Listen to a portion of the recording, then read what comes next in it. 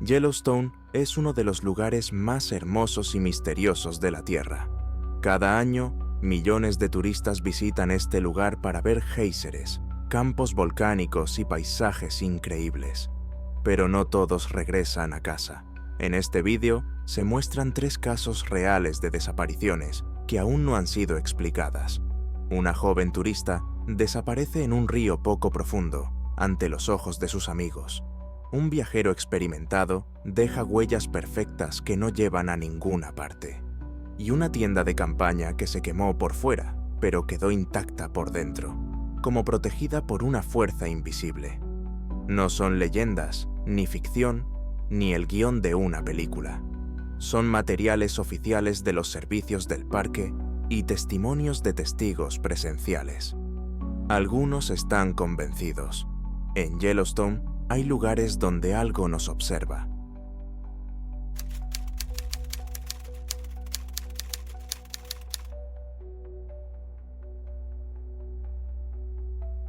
En el verano de 1990, en el Parque Nacional de Yellowstone, ocurrió un incidente que aún hoy sigue planteando interrogantes a los investigadores, los empleados del parque y los investigadores de desapariciones anómalas.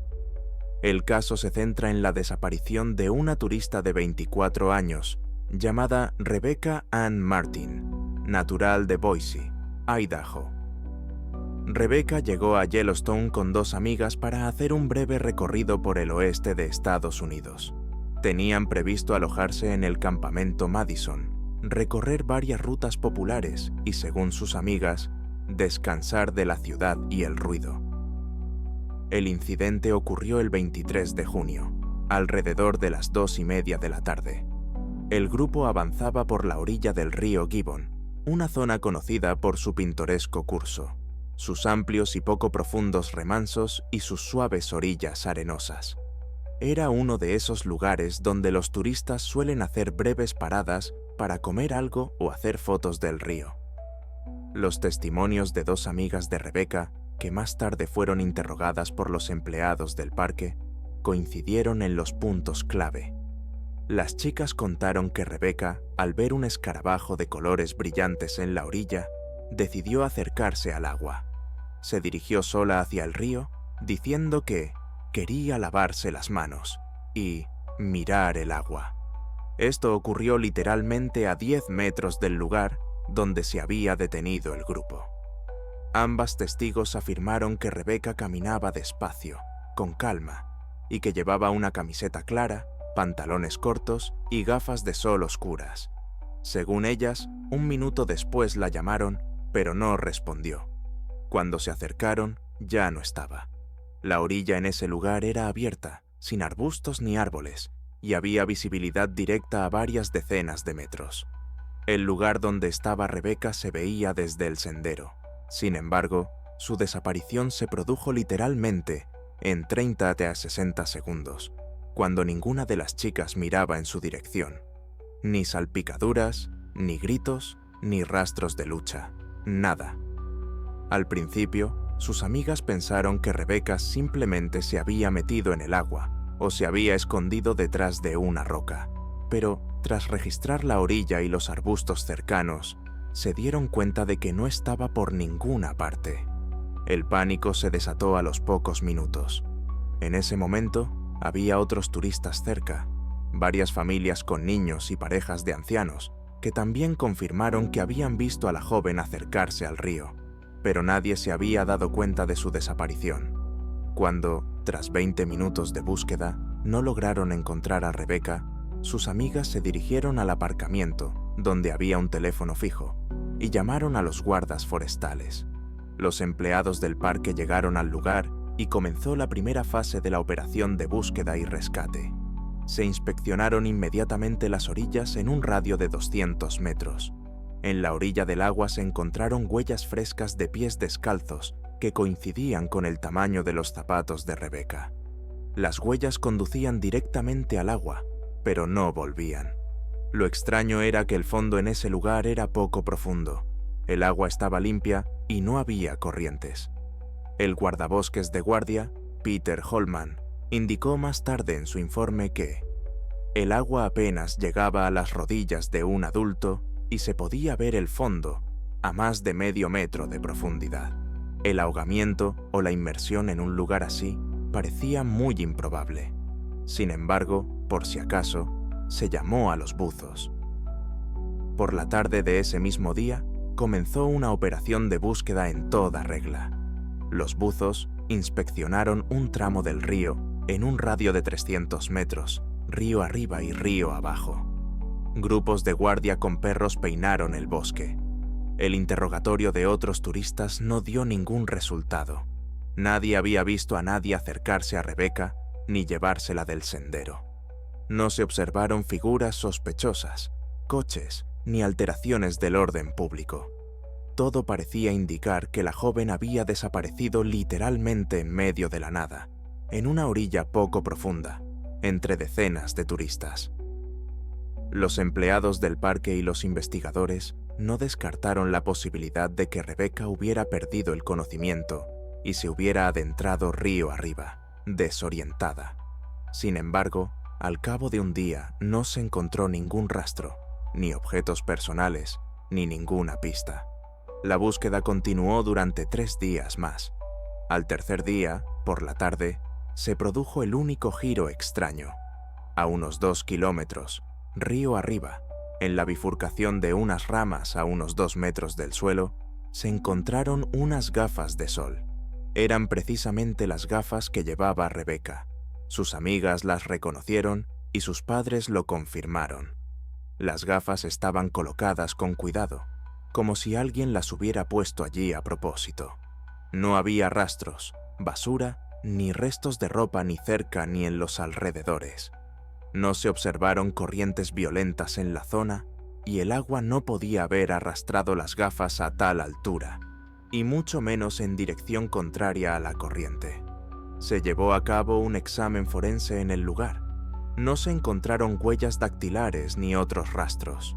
Las gafas no estaban dañadas, ni quemadas, ni lavadas por el agua. Los empleados del parque no pudieron explicar cómo habían llegado allí. Este episodio fue el último hallazgo significativo del caso. Tras el hallazgo de las gafas, la búsqueda de Rebecca Martin continuó durante 6 días más, pero no dio ningún resultado. Se peinó la zona a mano, se utilizaron perros especialmente entrenados y se pidió ayuda a más personal de los condados cercanos, pero no se encontró ni un trozo de ropa, ni huellas de zapatos, ni nada que indicara que la chica hubiera estado por allí. El hallazgo de las gafas generó más preguntas que respuestas. Los expertos descartaron que el objeto pudiera haber sido llevado allí por animales, ya que las ramas eran demasiado delgadas para que, por ejemplo, un coyote o un mapache pudieran trepar hasta allí. Al mismo tiempo, las gafas estaban cuidadosamente colocadas en la bifurcación de las ramas, como si alguien las hubiera quitado y colocado allí intencionadamente. No había rastros, arbustos rotos, ni hierba pisoteada debajo. Daba la impresión de que el objeto había llegado allí sin intervención física, como si hubiera sido trasladado, lo que no encajaba en ninguna de las versiones oficiales. Los residentes locales del condado de Gallatin, donde se encuentra parte de Yellowstone, también recordaron que, unos años antes de la desaparición de Rebecca, se habían producido incidentes extraños en la misma zona. En un caso, en 1982, un hombre informó de que su hija desapareció durante varias horas, mientras pescaba, y luego fue encontrada en el bosque, en un tocón, a 5 kilómetros de la orilla, sin lesiones, pero en completo silencio. En otro caso, en 1987, un guía turístico contó que había oído voces en la orilla opuesta, cuando, según él, no había nadie allí. Sin embargo, no se encontró ninguna conexión directa con el caso de Martin, y estos casos quedaron como historias, sin confirmar. Al 16º día de la búsqueda, el servicio del parque dio por concluida oficialmente la operación. En los informes se indicó como causa de la desaparición posible muerte por ahogamiento accidental con posterior arrastre del cuerpo por la corriente. Sin embargo, incluso en el documento, se señalaba que la corriente en la zona de la desaparición era débil. El fondo era abierto y ninguno de los especialistas podía entender cómo una persona podía desaparecer sin dejar rastro con ese nivel de agua. Para entonces, se habían recuperado del agua decenas de objetos que pertenecían a otros turistas, desde botellas hasta juguetes infantiles, pero no había ni una sola cosa que pudiera pertenecer a Rebecca, a excepción de esas mismas gafas encontradas lejos de la orilla. Entre los antiguos empleados del parque que discutían el caso, cada vez se oía más la idea de los llamados puntos anómalos. Algunos relacionaban la desaparición con la inestabilidad geomagnética, otros con microhundimientos repentinos del suelo que podían absorber a una persona. Hubo incluso hipótesis sobre la existencia de rupturas en la percepción del espacio, un término que se encuentra más a menudo en la literatura ufológica que en las publicaciones geológicas. Ninguna de estas versiones fue reconocida oficialmente. Sin embargo, la esencia seguía siendo la misma. Una mujer de 24 años desapareció en un día despejado en la orilla de un río ante decenas de testigos y nadie volvió a verla. Los padres de Rebecca intentaron durante varios años que se reabriera la investigación. En 1994, publicaron una carta abierta en un periódico regional del estado en la que describían los detalles del caso y pedían ayuda a posibles testigos que se encontraran en Yellowstone ese día. No recibieron ninguna respuesta. En 1996 fue declarada oficialmente muerta. El lugar junto a la orilla del río Gibbon, donde se encontraron las huellas, se convirtió en un memorial improvisado. A lo largo de los años, tanto los amigos de Rebecca como los turistas que habían oído hablar de su desaparición acudían al lugar.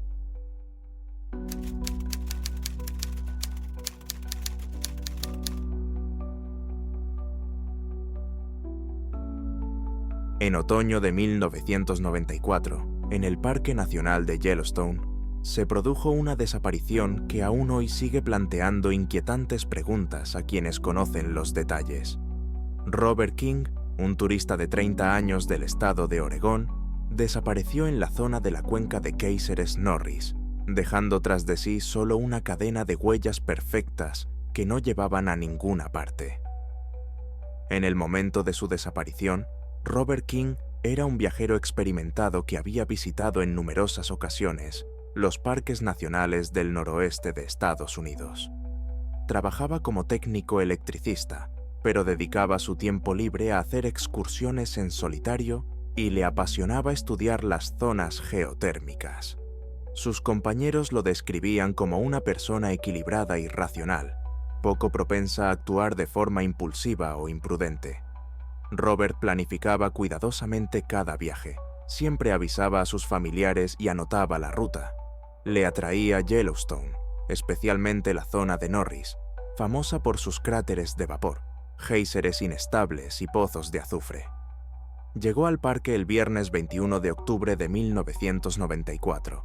Se alojó en un motel económico en West Yellowstone y llamó por teléfono a su hermana para decirle que iba a dar un paseo por la zona de Norris Geyser Basin. No tenía intención de adentrarse en la zona salvaje y prometió volver por la tarde. Esa noche no se comunicó con nadie. Al día siguiente, el personal del motel notó que Robert no había pasado la noche allí.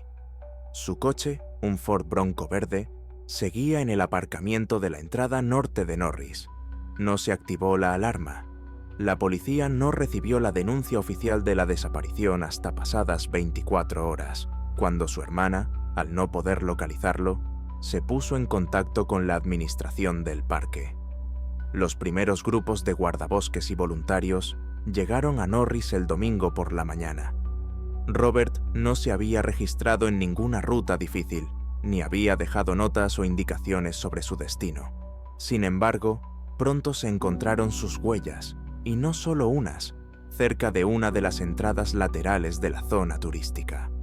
En una zona húmeda del suelo, cerca de un campo de vapor, el grupo de patrulla encontró una cadena de huellas perfectamente nítidas. Las había dejado un par de botas pesadas, que coincidían exactamente en tamaño y forma con el calzado que, según sus familiares, llevaba Robert. Las huellas eran recientes y se podían seguir fácilmente por el suelo volcánico húmedo. Se dirigían en una sola dirección, hacia el sureste, hacia una gran fuente hirviente llamada Whispering Pool, conocida por su temperatura inestable y el alto riesgo de hundimientos. Pero lo más inquietante era el carácter de las huellas. No se desviaban ni un centímetro. Había una distancia uniforme entre cada paso.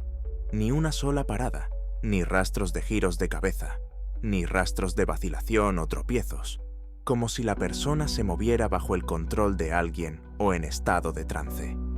Incluso los rastreadores profesionales lo calificaron como un movimiento anormalmente rectilíneo. Las huellas llegaban casi hasta el borde de la fuente, de agua caliente y burbujeante con un fuerte olor a azufre. En el último tramo, se perdían en el vapor que se elevaba de la superficie del agua y se interrumpían de repente.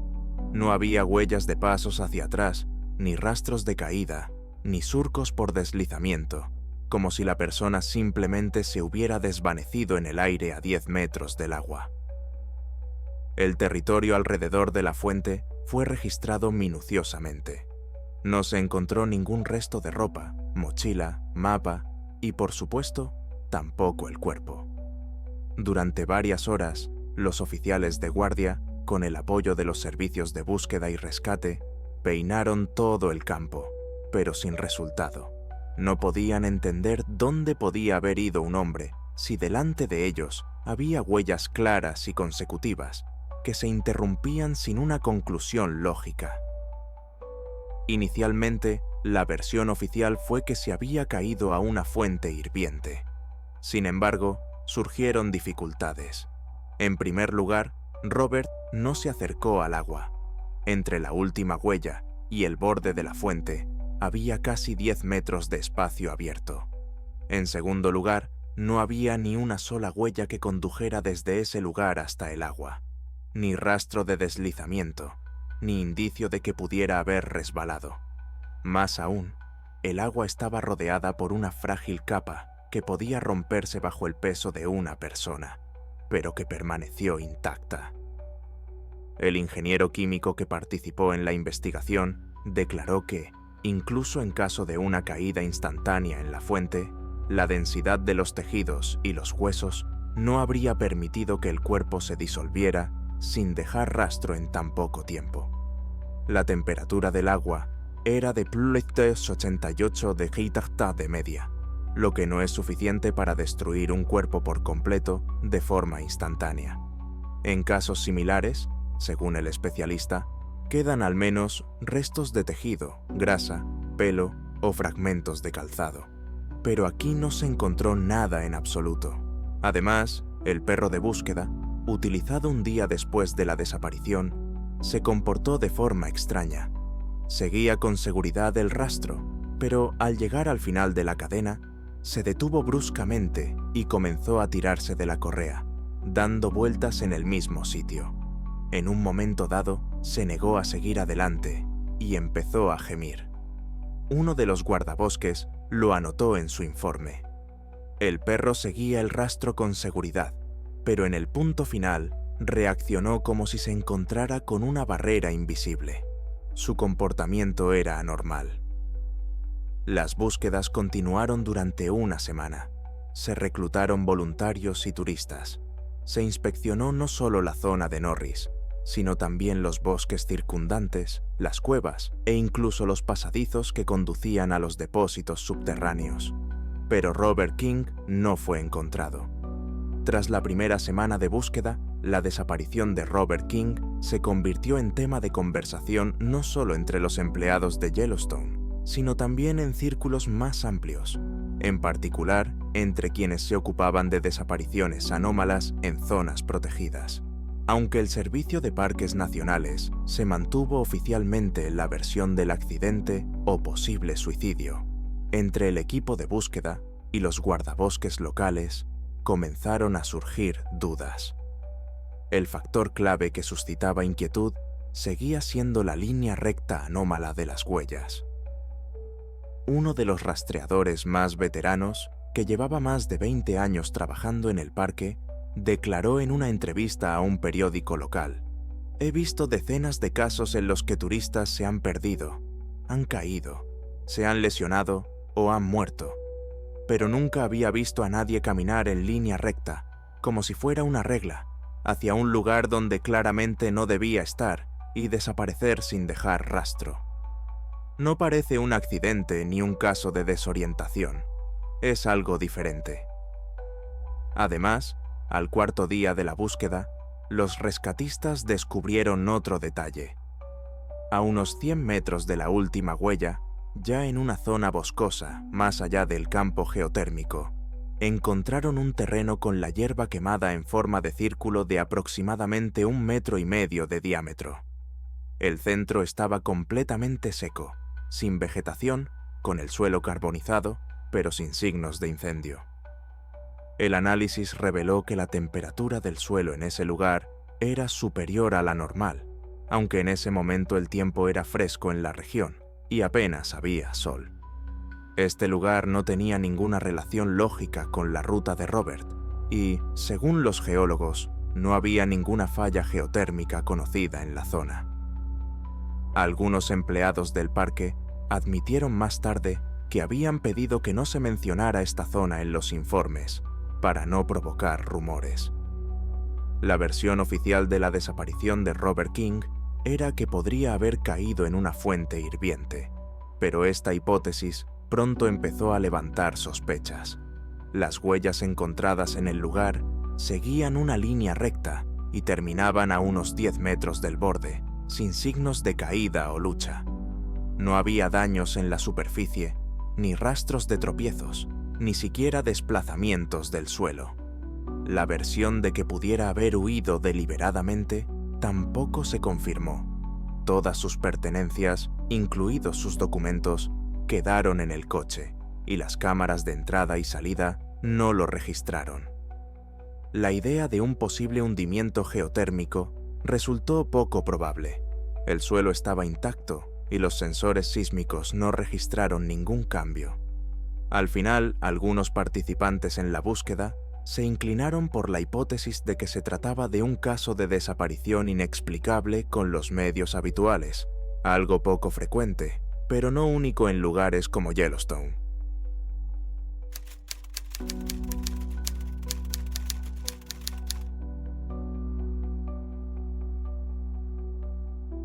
El Parque Nacional de Yellowstone ha sido escenario de muchos incidentes extraños a lo largo de su historia, pero el caso ocurrido en el lago Shoshone, el 20 de junio de 1983, sigue siendo uno de los más misteriosos. Roger Tillman, un hombre de 35 años de Bozeman, Montana, era un turista experimentado. Había estado muchas veces en zonas de alta montaña y conocía muy bien la zona. Según las anotaciones de su diario, ese año decidió pasar una semana de excursión en solitario por la costa noroeste del lago Shoshone. Registró su ruta en la oficina de los guardaparques e informó de que tenía previsto acampar en una zona remota, en el extremo occidental del lago, a la que pocos se adentran debido a su difícil acceso y a la espesa vegetación. El 20 de junio por la mañana, otros turistas, una pareja que pasaba por uno de los senderos que cruzaban la ladera norte, lo vieron. Dijeron que Roger caminaba con una mochila y les saludó con la mano antes de desviarse hacia el bosque que conducía al agua. Esa fue la última vez que se le vio. Al día siguiente, 21 de junio, otro turista, Edward Howell, informó a los guardabosques del hallazgo de una tienda de campaña quemada cerca de la orilla.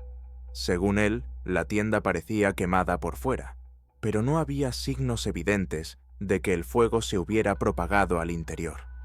No encontró a nadie cerca, ni rastros de su presencia, ni olor a quemado.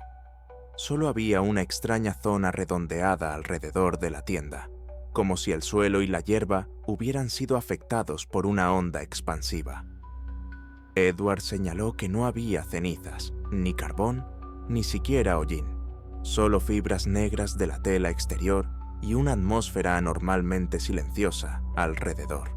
Los guardabosques llegaron al lugar unas horas más tarde.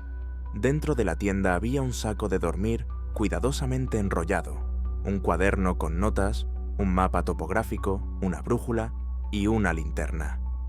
Todo estaba en perfecto estado. Ni siquiera la botella de plástico con agua se había derretido. La anomalía era evidente. La parte exterior de la tienda estaba carbonizada y agrietada, mientras que todo el interior parecía estar bajo una campana de cristal. No se encontraron rastros en los alrededores. La arena junto al agua estaba limpia y la tierra alrededor no estaba pisoteada. La única peculiaridad era ese círculo humeante de unos 3,5 metros de diámetro que se adentraba en el musgo del bosque y parcialmente en la grava de la orilla. Visualmente, parecía el resultado de un impacto térmico, pero los guardabosques no tenían cámara térmica y el nivel de radiación medido con un dosímetro portátil estaba dentro de los límites normales. Roger Tillman no estaba ni en la tienda ni en las inmediaciones. En la cartera que se encontró dentro había documentos, el carné de conducir y algo de dinero en efectivo. La mochila estaba junto a un árbol a 3 metros de distancia, también intacta. En el diario, abierto por la última entrada del 19 de junio, Roger había escrito: «La noche fue tranquila. Oí un zumbido en el aire, pero no parecía de insectos. No estoy seguro de lo que era. Me fui a dormir. Mañana voy a explorar el Cabo Sur». Ahí se acaba todo. La operación de búsqueda duró 8 días. No se encontraron nuevas pistas, ni el cuerpo, ni la ropa, ni restos. No había rastro alguno de Roger. Parecía que simplemente había desaparecido, dejando atrás un campamento ordenado con la tienda carbonizada. Los informes del Servicio de Parques Nacionales clasificaron finalmente el incidente como desaparición en circunstancias inexplicables. Se mencionó la frase «posible impacto de una fuente de calor desconocida», pero se excluyó del informe final por ser especulativa. Roger Tillman nunca fue encontrado, ni vivo ni muerto.